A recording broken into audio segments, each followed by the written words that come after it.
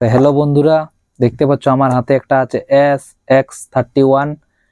এই মাইক্রোফোনটা নিয়েছি শুধু কারণ দেখাচ্ছি। এই দেখো, আমরা অলরেডি আনবক্সিং করেছি, কারণ এইটা আমি দেখাচ্ছি আপনাদের কাছে। এটা খুব ভালো প্রোডাক্ট।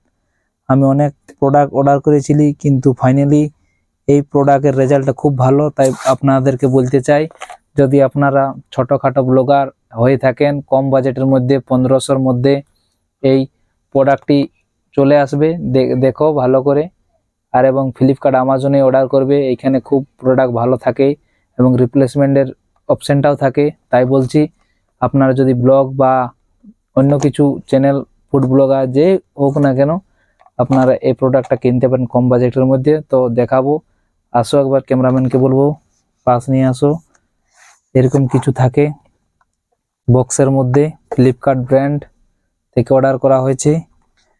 তো বন্ধুরা দেখছো এইখানে কি কি পাওয়া যায় দেখাবো।